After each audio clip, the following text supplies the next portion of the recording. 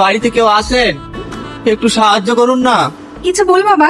হ্যাঁ মা, আমার স্ত্রীর ব্রেন টিউমার, ও অপারেশন করতে অনেক টাকা লাগবে, কিছু টাকা দিয়ে সাহায্য করুন না। বাবু একটু বাইরে আয় তো। হ্যাঁ মা বলো। একে কিছু টাকা দে তো বাবু, সাহায্যের জন্য এসেছি। ঠিক আছে।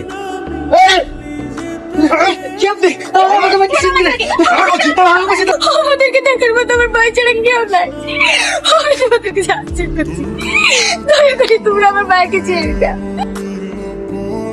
আজ প্রথমবার তুই আমার কাজ না করে ফিরে এসেছি। কেন কেন বাচ্চাটাকে মারিসনি? ওরা অসহায়, ওর একটি অন্ধ বোন আছে, ওর ভাই ছাড়া ওদেরকে দেখার কেউ নেই, তাই ওকে মারতে গিয়ে আমার বিবেকে বাধা দিয়েছে। এই তোরা দেখ দেখ দেখ দেখ, আজ আমার ছেলের বিবেক জেগেছে। তোর মনে বিবেক জাগতে পারে, আমার কোনো বিবেক নেই। ওকে আমি মারবো বলেছি, মারবই। ওই অসহায় ছেলেটা কি এমন অন্যায় করেছে তা আপনি ওকে মারবেন? কি অন্যায় করেছে? ওই শালা ভিখারির বাচ্চা 1 কোটিপতির মেয়েকে প্রেমের জালে ফাঁসিয়েছে। ওর এই দুনিয়াতে বেঁচে থাকার কোনো অধিকার নেই। আমি বেঁচে থাকতে ওদের গায়ে একটা আঁচল লাগতে থাকা। সাল্লু, বাড়িতে কেউ আসেন?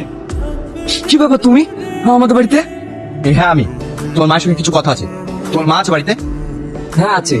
মা একটু বাইরে আসো তো। কি ব্যাপার তুমি? আমার ছেলে কোনো ক্ষতি করো না, ও কোনো অন্যায় করেনি। জানি আপনার ছেলে কোনো অন্যায় করেন, তাই আপনার ছেলেকে বাঁচানোর জন্য আমি এসেছি। আপনাদেরকে এক্ষুনি এবারে ছাড়তে হবে। বাড়ি ছাড়তে হবে মানে?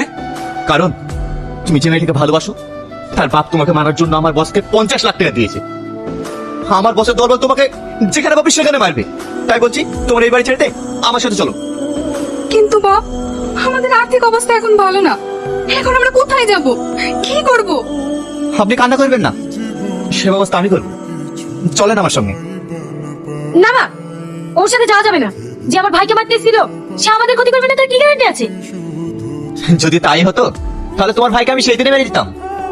তাই তোমরা আমাকে নির্ভয় বিশ্বাস করতে পারো। সালমা, আমার মনে হয় ছেলেটা ঠিকই বলছি। তুই আর অমত করিসনি, তুই তো জানিস তোর ভাই ছাড়া আর আমাদের দেখার মতো কেউ নাই। চ মা। ঠিক আছে মা। বাপ তুমি এসছো? আজ আমি রান্না করতে পারিনি মধু, গ্যাস ফুরিয়ে গেছে তো। তার জন্য আমি খাবার নিয়ে এসেছি।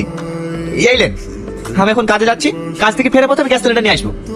ঠিক আছে বাপ। মা, খাবারটা চেক করে খায়ো, বিষ মিশানো থাকতে পারে। এ বুড়ি, কি এমন তোমার কথা বলছি রে? হ্যাঁ আমি ঠিকই বলছি, এইসব মানুষের বিশ্বাস নাই।